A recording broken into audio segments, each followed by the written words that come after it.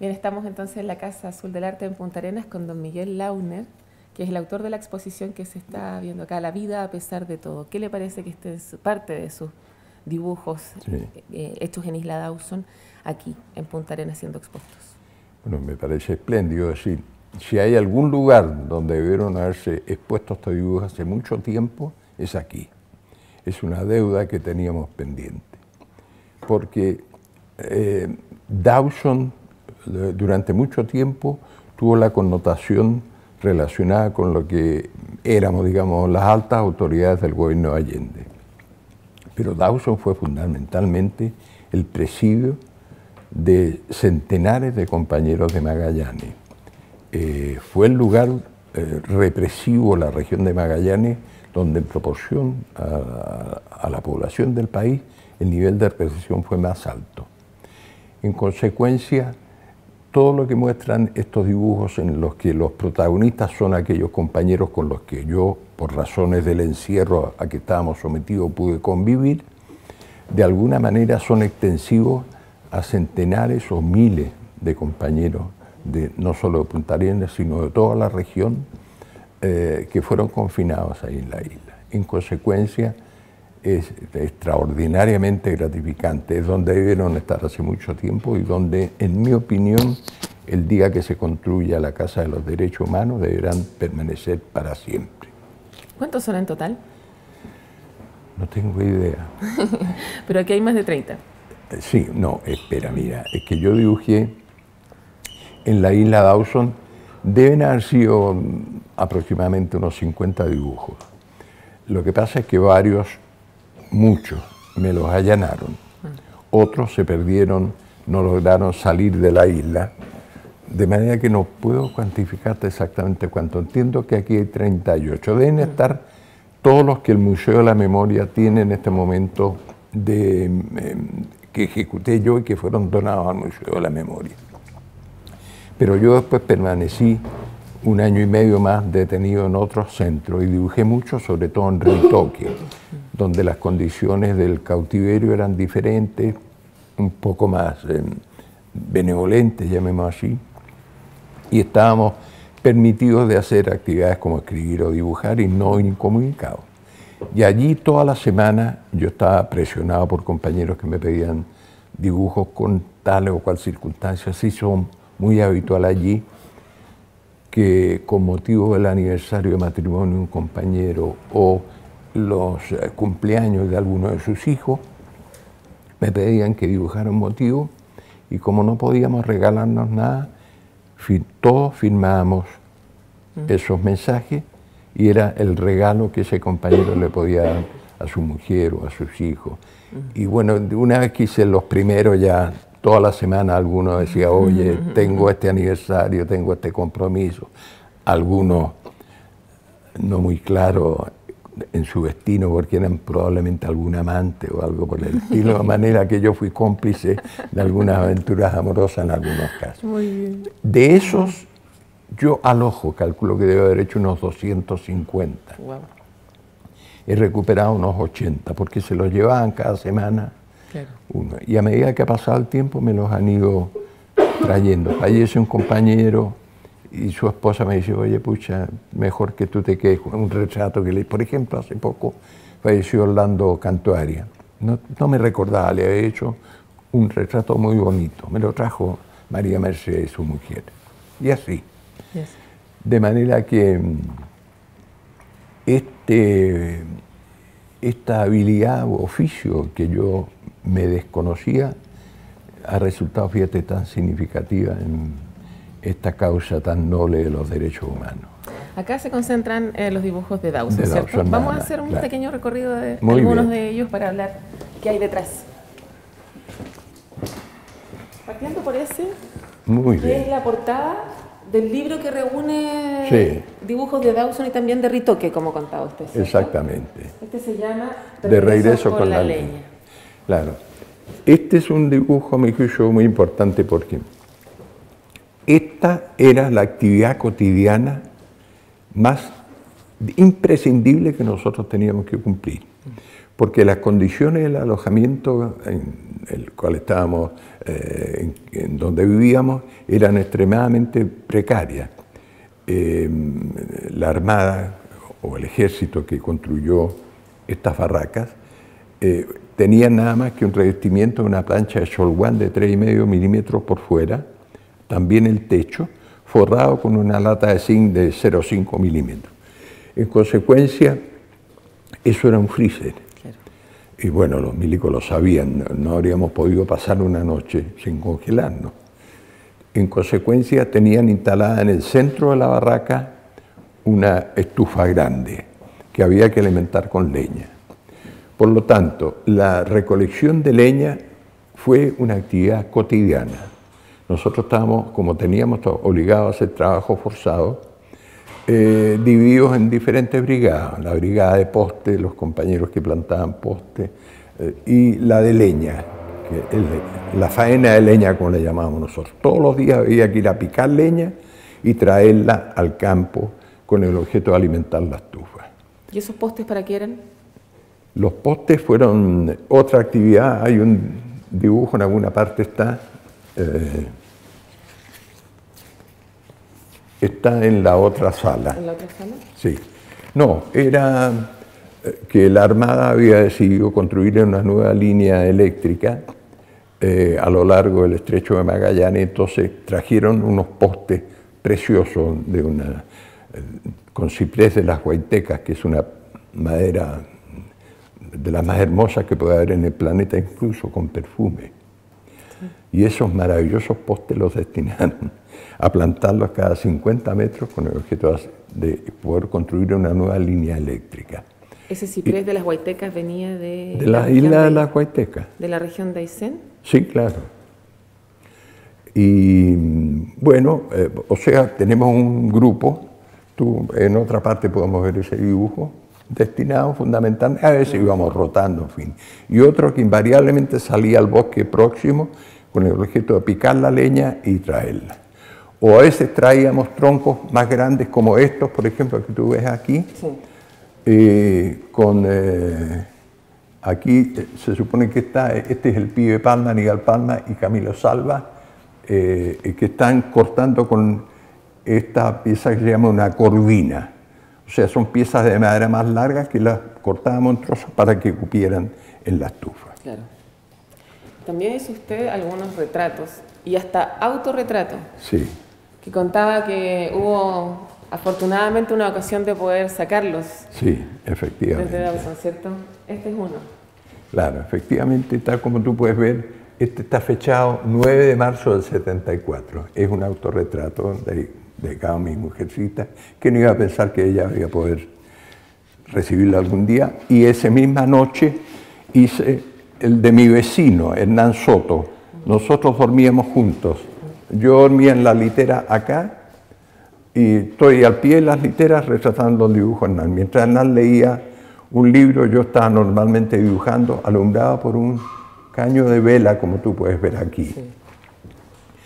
Y tengo muy claro que tengo asociados estos dibujos con la posibilidad de sacarlos, porque al día siguiente, el día 10 de marzo, se autorizó a una delegación de parlamentarios alemanes que viajaron a la isla con el objeto de entrevistarse con nosotros. Y ahí en el campo, no sé por qué motivo o por solicitud de los propios parlamentarios alemanes que eran del Partido Socialdemócrata Alemán, estábamos en una tarde tipo 7 de la tarde, no, más temprano, como a las 3 de la tarde. Era un día domingo, todos en la barraca, y empiezan a llamar sin decir ni una palabra. Hugo Miranda, a la comandancia, Aníbal Palma, Camilo Salvo, Carlos Morales Arzúa, y coincidían puros compañeros militantes del Partido Radical. Salían y desaparecían. Bueno, nos llenamos de conjeturas. Como te digo, era el 10 de marzo, ya llevábamos algunos meses en la isla, y dijimos, pucha, qué suerte. Debe significar que los compañeros radicales menos peligrosos, con menos connotación de terroristas, los van a poner en libertad. Pasó un buen rato y regresa Hugo Miranda. rápidamente a la barraca. Hugo era nuestro delegado en ese momento, que había sido un senador del Partido Radical. Y nos cuenta rápidamente, mira, autorizaron a una delegación de parlamentarios alemanes que puedan reunirse con nosotros. Ellos regresan esta noche a Santiago. Alguien quiere mandar algo urgente porque se van a ver con nuestras mujeres. Y a mí no se me ocurre, pero otro compañero, Miguelito Muñoz, de repente dice, los dibujos de Miguel. Porque yo, a cada dibujo que hacía lo fondeábamos en la barraca, lo fondeaba un compañero de abajo por aquí, por allá, algunos nos pillaban, lo allanaban allá. Y rápidamente los recolectamos, los conté, eran 22 dibujos. Entonces Hugo Miranda se las metió aquí debajo en la parca y partió. Y efectivamente, a pesar de que el comandante del campo permanecía en esa entrevista un poco atento, logró pasárselo a uno de los parlamentarios. Le dijo, guárdate esto, entrégaselo a Cecilia Bachelet, la hermana del general Bachelet, tía de la Michelle, la esposa de Hugo Miranda. Pásaselo a Cecilia y sin decirle nada más. Cecilia, efectivamente, ellos llegaron esa misma noche, aterrizaron en Santiago, se fue directo a la casa de Cecilia, le entregó esto, y al día siguiente, no, esa misma noche, Cecilia llamó a varias de las compañeras posteriores y le dijo, chiquillas, como se decían ellas, tengo ganas que mañana vengan a tomar desayuno conmigo. Esa era una señal, evidentemente, que había que reunirse. Y llegaron como unas 8 o 9 de las compañeras y la Cecilia tenía encima de su cama puestos todos mis dibujos. ¿Para qué te digo? La emoción de Anita cuando vio mi autorretrato hecho 2 días antes. Súper fresco. Sí. A la mujer de Daniel Vergara, el retrato, pero está en la otra. A también está conmovida de verlo. Ese llegó. Sí. Este es importante porque, para mí, en el sentido de que fue el primer dibujo de figura humana que yo hice en mi vida. Yo nunca había dibujado antes sino el dibujo propio de un arquitecto. Y cuando salía, dibujaba paisajes, imágenes de edificios, ya, arbolitos, si tú quieres. Pero nunca me atreví a hacer dibujos más. Y tampoco en Dawson, hasta que en febrero, una vez que ya tuve el famoso cuaderno que me pasó el comandante para el levantamiento de la iglesia, se me ocurrió, hice este dibujo. Y la verdad es que quedó bastante bien. Por supuesto, había aprendido todo lo que necesitaba. Y en consecuencia, ahí empezaron, cuando lo vieron todos los compañeros, oye, dibújame, dibuja esto, dibuja lo otro. Y ahí empezó esta historia de darse cuenta que los dibujos podían tener algún mérito. Ahí está el de Carlos Morales Abarzúa, que lo dibujé desde mi litera. Yo estaba en la litera de arriba, vecina, y él está estudiando inglés. Se estaba preparando, él estaba convencido que no iba a tener ninguna otra opción sino salir al exilio, no iba a poder quedarse en Chile, él era diputado del Partido Radical, entonces le puse English Lesson, Carlitos Morales, es de marzo del 74. Era la cámara fotográfica usted del grupo. Sí, efectivamente. Por allá hay unos sobres de una carta que usted dirigía a Ana María. Sí. Su mujer en ese entonces ya llevaban más de 20 años juntos. Sí. ¿Cómo fue esa separación? ¿Cuánto los afectó a ustedes? Y después, ¿qué pasó con la relación? ¿Se fortaleció aún más? Sí. Efectivamente, nosotros llevábamos, a esas alturas estamos hablando del año 74, 23 años de matrimonio. Muy feliz, muy hermoso. ¿Fueron compañeros en la universidad? Y nos conocimos, ingresamos ambos a la Escuela de Arquitectura del año 46. Y antes de titularnos, el año 51, estábamos en 5º año, nos casamos. Eran tiempos diferentes en esos años, las opciones para los estudiantes universitarios de trabajo eran mucho mayores que las que son ahora. Y nosotros, bueno, resultamos ambos buenos alumnos, fuimos ayudantes desde que pasamos 2º año de la escuela y después no, todavía en 51 no profesores, más tarde fuimos profesores, pero ya teníamos pega en las oficinas de nuestros profesores como dibujantes, etc. En consecuencia encontramos que ya teníamos opciones de ganarnos la vida, de sobrevivir y nos casamos. Nada más acertado porque jamás habría encontrado una mujer más hermosa y con la que realmente tenía una vida preciosa. Ahora está enfermita la pobre, pero hacemos todo lo posible por cuidarla. Bueno, pero este es importante porque muestra cómo estábamos sometidos a un régimen de censura. Lo que escribiéramos tenía que ser sometido a censura y timbrado todavía, como tú puedes ver aquí, censurado. Ahora, no está aquí el contenido de esta carta, sino una de las tarjetas. Estas las mandé con motivo de la Navidad y el Año Nuevo del 73 al 74. Entonces hay esta, por ejemplo, que está Iriquí, a Mireya, una sobrina mía, con imágenes de la isla, los albatros y gaviotas.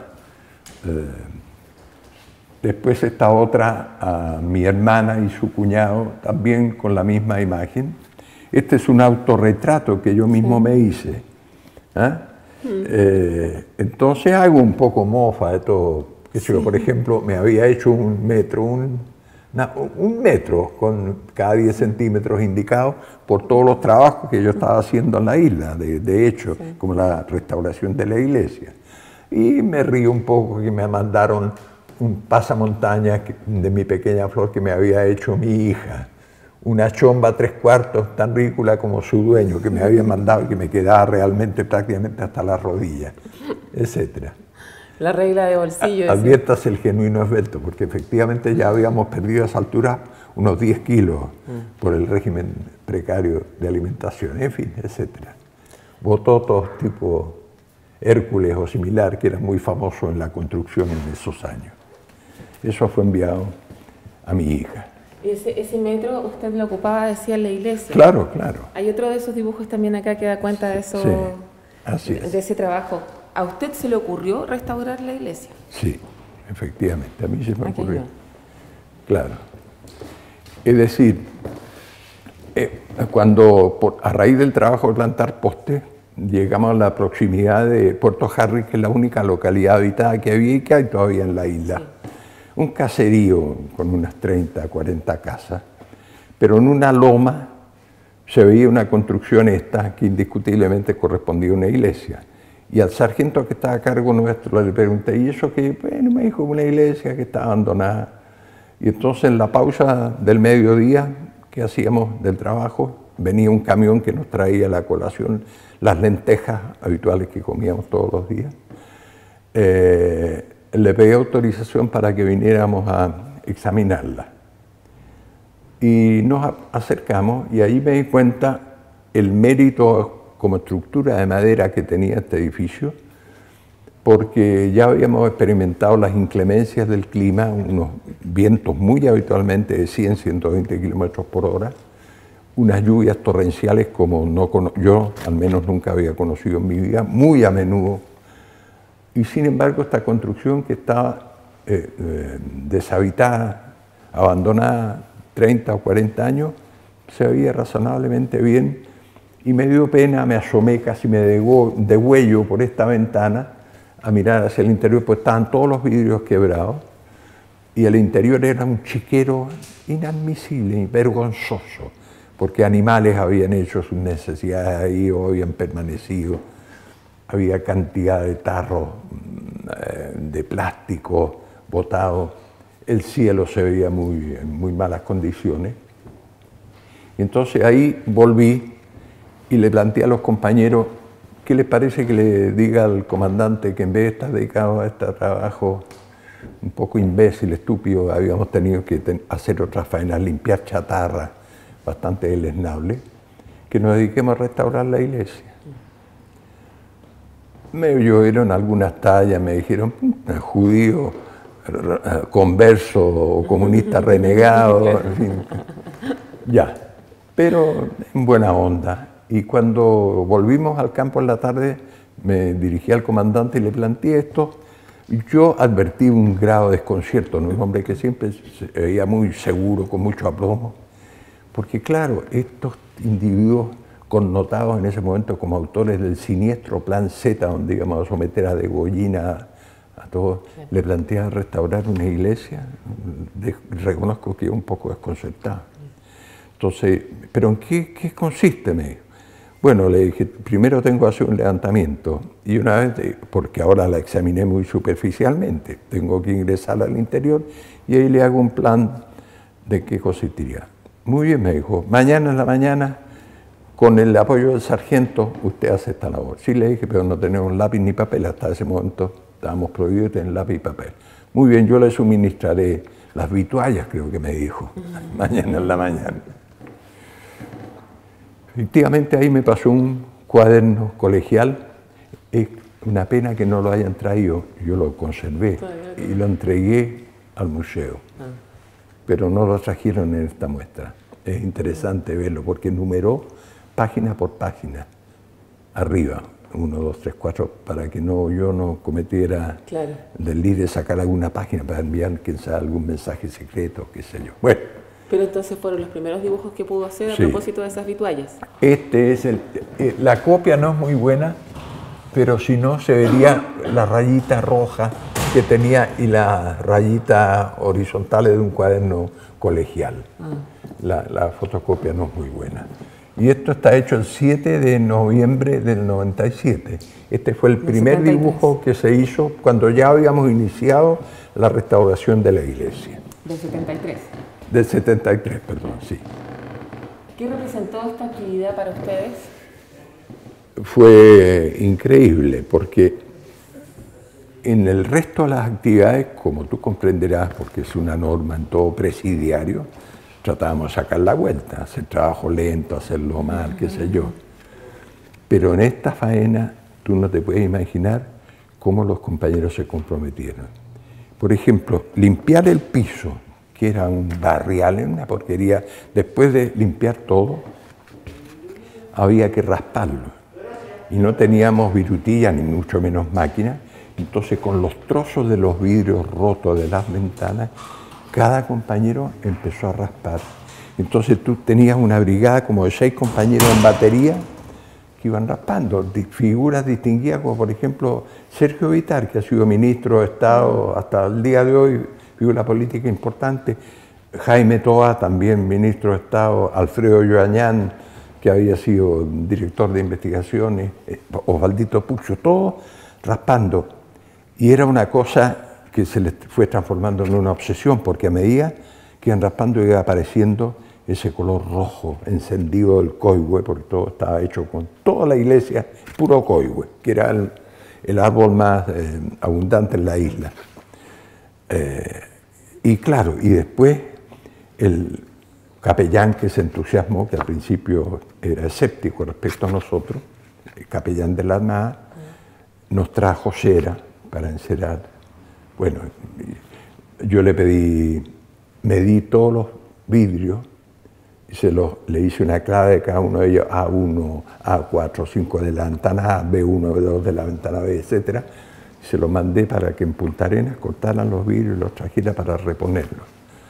Y claro, quedó muy comprometido y así fue como logramos avanzar. No quedó totalmente lista, pero lo suficiente como para que después la Armada, una vez que dejamos este trabajo, completó la restauración y ahora se mantiene muy bien. Y en este momento es monumento nacional.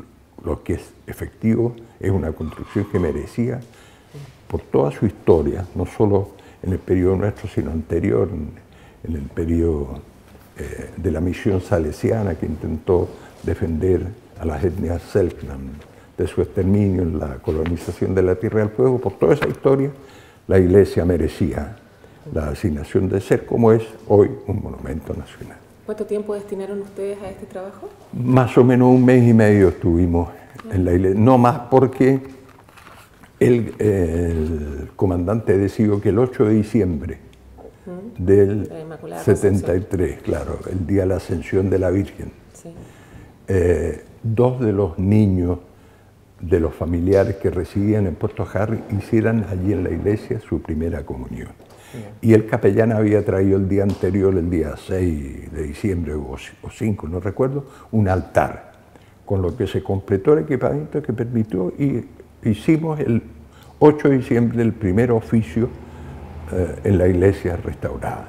Un poco absurdo porque todos nosotros en el coro que está elevado en un segundo nivel acá, fuimos confinados, era muy pequeñito, estábamos los 36 apretados ahí, con 4 milicos todavía también bien fregados ellos mismos por el compromiso de estar con su alma apretados junto a nosotros, presenciando la ceremonia de la primera comunión, y abajo era una media docena de familiares y algunos marinos, pero en fin, como quiera que sea, la iglesia se reinauguró con nuestra presencia. ¿Vamos a la sala de al lado?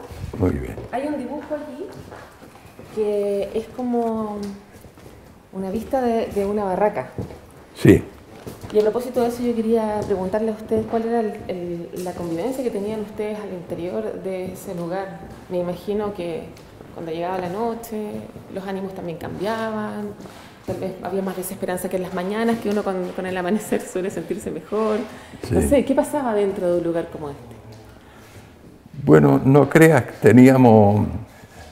era muy agradable llegar a la barraca, ¿sí? Porque salíamos temprano, a las 7:30, a tomar desayuno, a las 8 estábamos en formación en el patio, donde se leía la orden del día y quiénes estaban destinados a qué faenas y dónde. Y el resto del día salíamos a trabajar y regresábamos aproximadamente alrededor de las 6 de la tarde. Y entonces ya habíamos logrado, con otra estufa al interior de un baño que está en este caso a través de esta puerta, que se instalara agua caliente. Con otros de los compañeros presos de Punta Arenas, se hizo el trabajo, instalamos esa estufa y logramos tener duchas calientes. Entonces, eso fue, pero no te puedes imaginar lo que significó. Entonces, uno de los primeros días que tuvimos la ducha caliente, no aparece claramente la fecha ahí. Sí, dice febrero del 74. Bueno, yo hice este dibujo. Entonces está hecho desde mi litera, ves tú, yo estoy aquí en el segundo plano, aquí se ve un calcetín mío en el borde de la litera, y viene saliendo Aníbal Palma, que le decíamos al pibe, desde el baño, por eso viene en esa forma. Aquí al frente dormía Orlando Letelier, que tú alcanzas a decir ahí, que siempre solía estar muy pensativo, se veía preocupado, vivía con algunas preocupaciones que nunca nos explicó muy bien. Allí arriba dormía el doctor Arturo Girón, que fue un verdadero héroe, un bálsamo de la tranquilidad a todo este lote de compañeros que estaban angustiados, preocupados. Todos recurríamos a Arturo como nuestro paño de lágrimas. Aquí está de espaldas leyendo Julio Estuardo, uno de los hermanos Palestro, Julio o Tito, no me recuerdo bien, aquí al frente. Y tú ves todo el despelote de palos, jarros, etcétera, indumentaria, colgando de todas partes fotografías que habían conseguido sus compañeras, algunos. Era un ambiente francamente muy cálido, no recuerdo un solo conflicto serio al interior de la barraca. Y un ambiente hasta festivo y un legítimo descanso, porque la faena no era fácil para personas que no estaban habituadas a un trabajo físico. Casi todos éramos profesionales, dirigentes políticos, en fin. ¿Y entonces a qué hora llegaban ahí? Como a las 6 de la tarde. Y permanecíamos allí hasta las 8, en que era la comida, y después ya quedábamos encerrados en la barraca. Hasta las 7 de la mañana del día siguiente, en que venía el alta. Ahí hay una escena diurna. ¿Ah? Faena de postes. Esta es justamente la que comentábamos, claro. Esta fue la faena que nos permitió ir llegando hasta Puerto Harry. Aquí se ven los maravillosos postes de ciprés de la Guaiteca de 7 metros. Teníamos que hacer una excavación de aproximadamente 70-80 centímetros de profundidad. La pisonábamos bien con una mezcla entre tierra y ripio, piedras más grandes al fondo, un poco más chicas más arriba. Y de esa forma íbamos estabilizando y aplomando cada uno de los postes. Aquí tuvimos un pequeño conflicto porque cuando se informó que haríamos esta faena, Enrique Kilber, que había sido rector de la Universidad Técnica, su profesión era en realidad ingeniero electricista y había trabajado en muchas instalaciones eléctricas en su vida profesional. Entonces fue el primero que dijo, no, yo en mi especialidad, faena de poste, primero todo. Pero ¿qué ocurrió? Enrique le gustaba la cosa bien hecha. Entonces plantaban un poste, Enrique se alejaba, empezaba a decir a la izquierda, a la derecha. Quería que lo plantáramos bien. Y ahí algunos compañeros montaban en cólera, este hijo de puta, que se vayan a la mierda, ¿qué me importa instalar bien un poste o no? Así que tuvimos discretamente que eximir a Enrique de esa faena para evitar este conflicto. Bueno, algunas tallas buenas tienen que haber salido Sí, de todos claro. esos momentos, pero yo quisiera que usted nos dijera qué valor cree que representan estos dibujos a la hora de pensar en comunicar lo que se vivió en Dawson o en Chile en esa época. Bueno, tú comprenderás que cuando hice estos dibujos no podía tener jamás la conciencia del significado que iban a tener posteriormente. Se fueron haciendo un poco también presionados por los compañeros, dibuja esto, dibuja lo otro.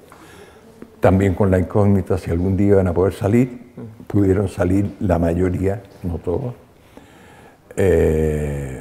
Pero no cabe duda que fueron un instrumento muy importante de denuncia, porque yo salí al exilio en 1975, en junio, me expulsaron de Chile, y habíamos logrado ya que salieran gran parte de los dibujos, que rápidamente el año 76 se montaron por primera vez en Copenhague, en una exposición muy bonita, que tuvo gran trascendencia, en Dinamarca, el país que me dio refugio, y se publicó un libro, un álbum, el primer álbum de los dibujos en 3 idiomas, inglés, danés y castellano, que circuló mucho por Europa. Fue un instrumento fundamental en las campañas de la solidaridad internacional, tratando de protestar por lo que ocurría en Chile en esos momentos. Fueron documentos que contribuyeron a las denuncias ante Naciones Unidas, que condenaron sistemáticamente al régimen de Pinochet, etc. De modo que nunca pude haber pensado en la trascendencia que tendrían, y me alegro que en definitiva las circunstancias de la vida le hayan dado este valor. Y ahora, una vez que fueron donados al Museo de la Memoria, que puedan ser exhibidos como debieran ser, cumpliendo ahora un rol diferente que no es el de denuncia, sino el de contribuir a que las nuevas generaciones entiendan lo que ocurrió en Chile con el objeto de preservar la vigencia de los derechos humanos, que es una tarea permanente a la cual no podemos renunciar ni vacilar en llevar a cabo. Y en ese sentido, ¿cómo considera usted que están las nuevas generaciones en esa valoración de los derechos humanos? No puedo ser tan negativo. Yo creo que hay conciencia. He tenido varios encuentros con jóvenes muy estimulantes, te diría en general. Yo creo que hay más conciencia ahora que la que había ayer sobre la necesidad de la vigencia de los derechos humanos. Ahora, todo el modelo económico que nos toca vivir conspira contra eso, porque derecho humano significa la vigencia de un mundo donde reina la solidaridad y la fraternidad, y no un mundo donde reina el lucro, en general el individualismo, que es lo que este modelo promueve en definitiva. Los medios de comunicación de alguna manera contribuyen muchísimo a exaltar estos valores que son contrarios a los principios de solidaridad. De manera que es una lucha, yo diría, un poco desigual, pero que de todas maneras fructifica. ¿Usted tiene alguna idea de lo que puede hacer Isla Dawson para colaborar precisamente con eso, cierto? Es fundamental. Isla Dawson, por la connotación universal que tiene, que no la ha perdido, es un territorio que nosotros tenemos que recuperar para el país. Es inconcebible que a estas alturas todavía sea un lugar prohibido para el acceso de cualquier ciudadano de este país. La Armada se ampara en el hecho que en el gobierno de Allende, cuando solicitó esta institución que se expropiara la isla, cosa que el gobierno hizo, El gobierno en ese entonces cometió el error, en vez de otorgarle una base naval, digamos, de 50 hectáreas, que de todas maneras habría sido más que suficiente para sus necesidades, le entregó toda la isla, que es un territorio de 1.350 kilómetros cuadrados. Por lo tanto,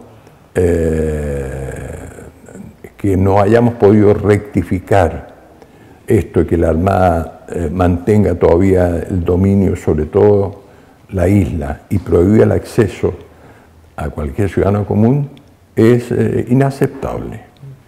Bueno, en esa tarea estamos empeñados, suponemos que las cosas cambiarán. Para el desarrollo de la región, Dawson puede ser un polo de desarrollo importante, no solo bajo el punto de vista cultural o de los derechos humanos, sino también económico, porque es un territorio inexplotado, en la actualidad. Y en el pasado fue una estancia ganadera importante, tenía una riqueza forestal, era un santuario de la naturaleza que se fue arrasada a comienzos del siglo pasado, por lo que yo pude darme cuenta. Hay un dibujo ese, aquel que tú puedes ver, Puchito, este tronco al cual yo me encaramé, logré que me trajeran una escalerilla y con los vidrios rotos de la iglesia empecé a raspar para tratar de descubrir los anillos con el objeto de medir la edad, pero no pude terminar totalmente porque habría necesitado otros instrumentos, una sierra que permitiera tener una superficie más fácil de leer. Pero de lo poco que hice, deduje que por lo menos estos coihues tenían 1000 años cuando fueron explotados, y lo más probable hasta 2000. Y fueron todos arrasados en una explotación que duró 30 años, que ejecutó la empresa Gente Grande, a la cual el gobierno de Chile en 1910 le concedió en propiedad la isla. No había mucho cuidado con ese lugar entonces. Sí, pero hay renovables, es un territorio interesante. Yo nunca he estado en un lugar en este país donde haya experimentado en tal forma la fuerza de la naturaleza. Ver nubes pasar galopando delante de tu, no lo he visto en ninguna parte, nunca. En un cielo limpio, esos cúmulos blancos pasaban, las bandurrias, con ese granillo tan dramático que yo desconocía, nunca había escuchado antes una bandurria. Los caiquenes con esos patos perezosos tan tiernos que circulan libremente en la isla. Realmente conmovedor. Todavía había mucho paisaje de árboles como aquel que tú ves quemado, que sobrevivieron a la masacre, ¿no? Ahora, cuando volvimos en 2003, los marinos parece que llamaron a una licitación que les limpiaran la isla, y este dramatismo se perdió totalmente. Cuando volvimos yo andaba buscando desesperado, los árboles no los encontré, también andaba buscando desesperado los postes que habíamos plantado, tampoco estaban. ¿Y qué pasó? Consulté, me dijeron no, es que resultaba más económico con los recursos ahora tener un generador de energía en cada lugar en vez de transmitir la energía de un lugar a otro. O sea, me sentí un poco decepcionado que los postes que nos habían significado tanto ya no estuvieran. Seguramente comercializaron porque esos tipes de la Huasteca no les iba a pasar nada. Valiosísimos, claro. Recuperar entonces, parece ser la palabra, ¿cierto? Recuperar la isla, recuperar la memoria. Así es. Recuperar el futuro. Así es. Muchas gracias, don Miguel, por esta conversación. Gracias a ti, mijita. Muy interesante. Muchas gracias.